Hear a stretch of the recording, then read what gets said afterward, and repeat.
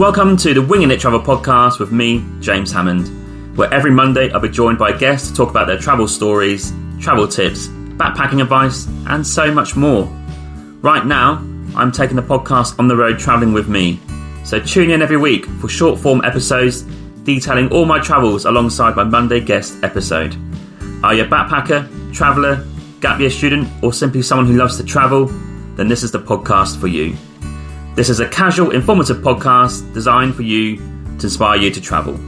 There'll be stories to tell, tips to share, and experiences to inspire. Welcome to the show. Hey, just a quick one. I just want to say there are many ways to support this podcast.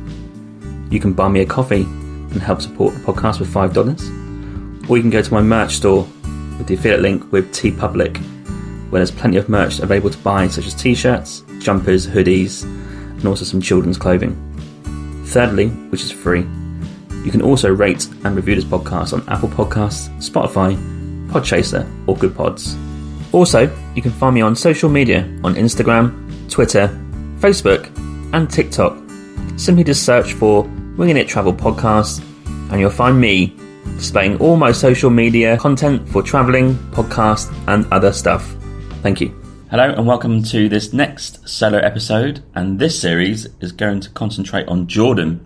So if you're looking to travel to Jordan in the next coming months or this year or next year, then hopefully I've got some good tips and tricks and some cool stuff to share with you that would make you book that trip. As from the last solo episode, we are flying from Cyprus. Now Cyprus to Jordan is super quick, about 30 to 45 minutes depending which airport you fly from. We were flying from Paphos to the capital, Amman. We had to drive to Paphos from Larnaca, which took about an hour and a half, dropped the car off, and we got a classic Ryanair flight. These Ryanair flights to Amman from Paphos were only $50 Canadian each with baggage. Even though we were out of the accommodation into the airport in good time, like midday, 1pm flight, it seemed to take forever actually, and we got pretty much into our guest house in Amman around 4 to 5pm. So it actually was quite a long sort of journey day in the end, unfortunately. But we got to our guest house, which was called the Gallery Guest House. For this mini-series, I'm going to be using JOD, which is the Jordanian dinar currency. And if you look on your app, it's probably around 1 dinar to 2 Canadian dollars, 1.4 US dollars to 1 dinar, and pounds is probably like 1.2 or something to a JOD. So that gives you an idea. This currency is very strong, just to give you a bit of an idea how much things cost. And the Gallery Guest House, which is located in downtown Amman, so great location near all your amenities such as banks, pharmacies, restaurants, your walking distance to some sites like the Citadel. Real good location. That costs 25 JOD a night with breakfast. I would highly recommend this place. They do a great breakfast. The room was very comfortable. We actually had a shared bathroom, but no one was on our floor, so basically it was to ourselves. And also they can arrange transfers to and from the airport. And as Amman is known as the place of the 7 hills, something like that, it is hilly. Just bear that in mind. This guest house is on top of a hill. You can go higher, lower. Just bear that in mind if you're going to walk around. In terms of the actual day, absolutely pissing down with rain, like torrential rain. And because of the hills, and you need to watch where you walk because you'd be stepping in puddles or rivers going into your shoes. But the first bit of admin is that we went to a bank locally called Arab Bank, which is one of the big banks in Jordan, to withdraw some cash. Now, all these banks in Jordan are going to charge a withdrawal fee. So it's about trying to find the one with the least. And from our Google research and also physically doing it, Arab Bank only charges 4 JOD per withdrawal. All the other banks can charge 5, 6, 7, 8, even up to 12 a withdrawal, and that's a lot of money in JOD. So the tip here, if you need to get cash out, get the maximum possible out, because you get charged once, and then if you've got some left over, you can exchange it for another currency. And I will say, off the bat in Jordan, you would need cash. Card is available, but cash seems to be still regularly used, so just bear that in mind. So locally, because it's absolutely pissing down rain, we needed a coffee. We walked around the corner to a cafe called Jaffa Cafe. This wasn't actually the intended cafe we were going to, but I'll come to that in the next few minutes. But this cafe, locally run by a local guy, and we had a coffee in there. Nice to sit in there with the rain, and it's great to get a good coffee and a proper filtered coffee on the go. And just to give you an idea of prices, coffee is going to be sort of around 2 jod, and soups are like 2 to 3 jod. So this is the sort of price you're going for. Teas probably a bit less, 150, 175, something like that. Of course, this is still Ramadan, so things were not really open. If you need to go and get food, you have to wait until iftar, which is probably around 7 p.m. So for us, we just went around, get a coffee, got back to guest house, and then we ordered on an app called Talabat. Now this Talabat app is a bit like Uber Eats, but you use it in Jordan. You can use it also in Oman as well, I believe, in UAE, so Dubai, etc. So they're kind of Middle East brand, and you can order food at any time of day. This is a bit of a godsend for Ramadan because this will still have options on there for places that are open. You just need to get lucky of where you are in terms of location if anything is open during Ramadan. So for us, we picked out something that was available around 5:30, 6 p.m. and ordered in a bit of a takeout. Because it's raining that much, we just did not want to go out in that rain. It was absolutely tipping it down. And the only thing I'd say about this location of this guest house is because it's downtown, there's a mosque really close, which is really loud, and it's going to be having prayer calls at 4:30, 5 a.m. Just bear that in mind, get your earplugs ready. Also, downtown, taxis, people milling about. Because of Ramadan, people seem to hang out after iftar late into the evening. From around 8 until 1 a.m, it's really, really busy with just noise outside. The quiet times are like from 6 to 11 in the morning. Bit strange, but that's the way it is. So just bear that in mind if you're booking anywhere in downtown Amman. On the next day, the rain was absolutely pissing down again. The hotel owner couldn't really believe it. But we went to another local cafe, which was the cafe we were supposed to go to the day before. And we went to Beit Baladna. This was researched, and you must go to this cafe for an unbelievably good coffee, espresso, Americano, etc. They brew their own coffee. The view out of Amman is absolutely incredible. It's just above Gallery Guest House where we're staying. I've actually recorded an episode for it on the Trendy Coffee podcast, so that will be coming out in probably a few months' time. Just to give you an idea what the breakfast is at the guest house, you're going to get hummus, pita bread, olives, eggs, aubergine yogurt, some biscuits, tomatoes, cucumbers, and a little cake with coffee or tea. Extensive breakfast. But we enjoyed going to Beit Baladna for a proper coffee because obviously a lot of people do sort of Nescafe type, what they call Americano or espresso coffee. It's not that great, but it's quite regular in Jordan and Middle East. But after that, we saw a break in the rain and we nipped off to Rainbow Street. This is one of the things you've got to go and see. Got up to Rainbow Street, walked down and up hills. It was absolutely tiring. Got there and not much was open because of Ramadan. And I imagine this place is pretty good in the evening. But during the day, not much to go into in terms of shops, not much to see, but great views over Amman. Emma managed to find a wool shop, some needles and some wool. That was quite a good find. We kind of went to do some admin at a shop called Care4, Carre 4 FOUR. This is like a supermarket, well worth going into, cheap prices and get everything you need. And that was just good to get some supplies and then nip to the pharmacy to get some stuff as well. One thing we did think we were going to need was suncream, so we bought that. Not much to report on that day, but in the evening we did go to a restaurant for iftar. Now iftar means obviously the meal at the end of the day for Ramadan, and they're all buffet. This one cost 10 jod, and the place was called Faisal, Faisal. Would highly recommend it. Good for vegetarian and vegan options. A plethora of food. Now a bit of protocol in here. If you go in at 6:30, don't go wading into the buffet. You need to wait until the call from the guy who's doing the prayer. They normally put it on TV actually, or you can hear it from a local mosque. Once that call has been made, then you can go up and get your food. Basically, just wait until the locals start to go and get their food, and then let's see if they start to eat it, then you start eating. So it's probably around 7 p.m, 7:10, something like that. Went up and had absolutely loads of food. So many options. I had chicken, rice, noodles, the whole lot, bit of pasta in there. And it's all cooked fresh. Like the meat, if you love meat, all cooked fresh there, piping hot, really good. So it felt like the first day and a bit of admin, couple of coffees, got some stuff from the shops. But the next day was absolutely awesome weather, clear weather, hot day. And this was mainly our tourist day in Amman. So we're going to the Citadel and the Roman Theatre. As previously stated, I would highly recommend getting the Jordan Pass if you're going to Jordan, because the visa is going to cost $40 to $50, whatever it is. The Jordan Pass only costs $20 to $30 more, and that includes all of the sightseeing you're going to do in Jordan, And the only thing in terms of difference in price would be how many days you want in Petra. So we chose 2 days in Petra, which increased it by 10. So I think roughly around $75 is going to get you a visa and entry to most, if not all, of the tourist attractions. And this, for this day, includes the Citadel and the Roman Theatre. And what happens is you turn up, you show your Jordan Pass, they scan it on their little scanner thing, and you go in. Easy as that. The Citadel from our guest house is only a 20-minute walk, but it is uphill, and a little bit downhill, so it's all good. And we arrived fairly, mid-morning, so I'm not expecting too many crowds, but there were crowds there for people who were visiting. And this site of the Roman ruins is absolutely incredible because of the view of all of Oman, 360 view of Oman. They've got little columns there that's still standing. It's a huge site. You know, walk around. It's got great sight of the stadium that they built, which is kind of facing sort of around southwest. And I would implore you to spend an hour and a half, maybe even 2 hours just walking around, in and around all the ruins. Definitely worth doing. Go and get your photos and see Amman from a height as well. Great views. Got to go and do it. And after that, we walked down to the Roman amphitheatre down below. Probably about a 10-15 minute walk, all downhill. You can see that from the top, so you're walking downhill towards it. And again, this is part of the Jordan Pass. You go in.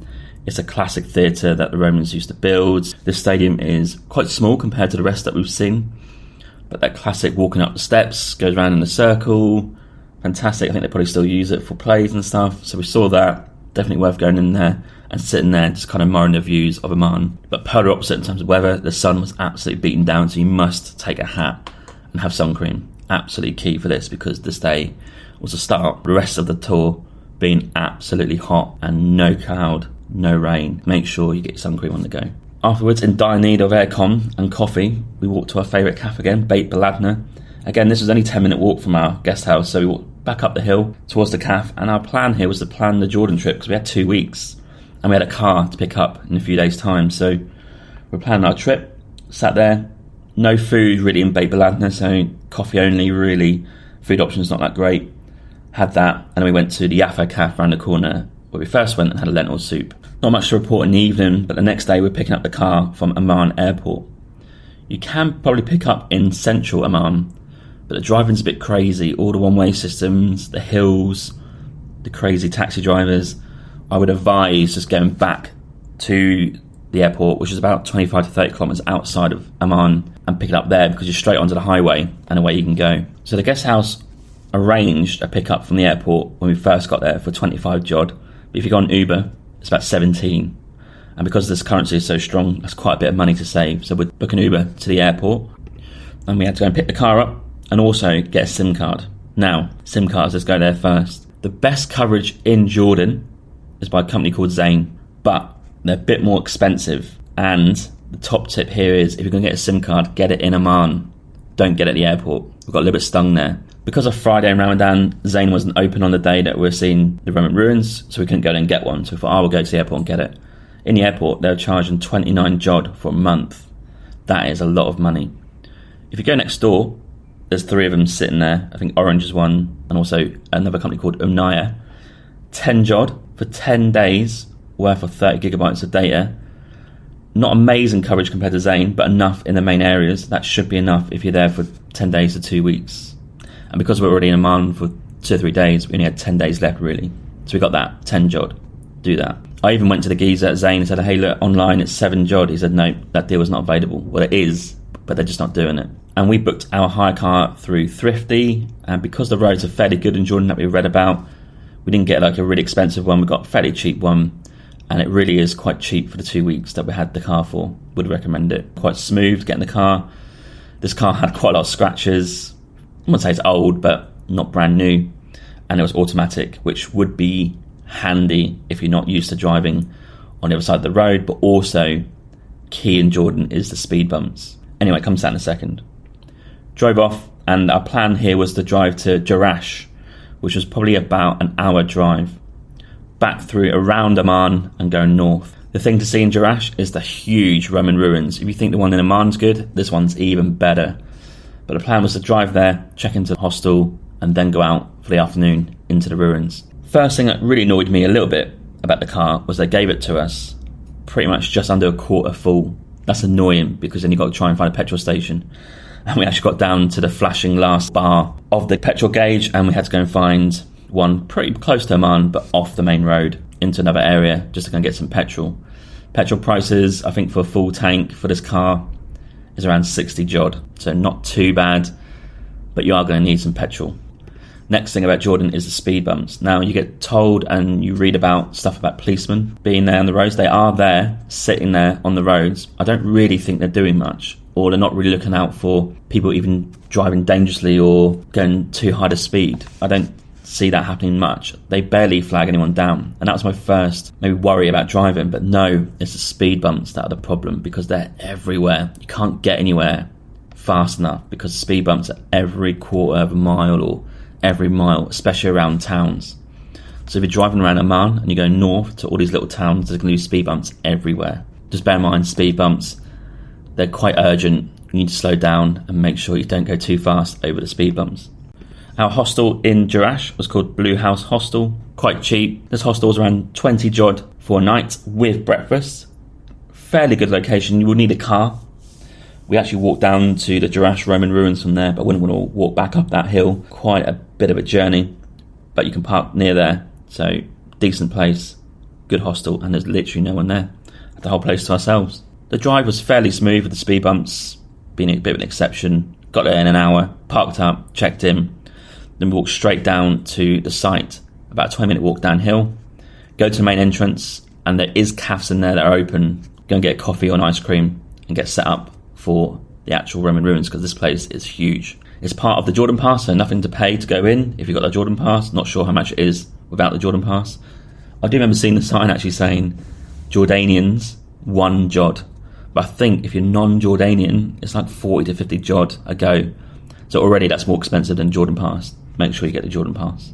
And this place rivaled Baalbek. Unbelievably big, everything's still standing, Roman ruins everywhere, the columns are standing up. You can walk up the hill. There's a little bit of the site where it goes all the way around and the columns follow you in a 360 degree view. Got some photos and videos of that. Couldn't believe what I was seeing. Huge area. Got to go and see it. Unbelievable. Massive tip. Jerash Roman ruins. Super hot day, of course, but sun creamed up. Got some water on the go. Can of Coke, and we're good.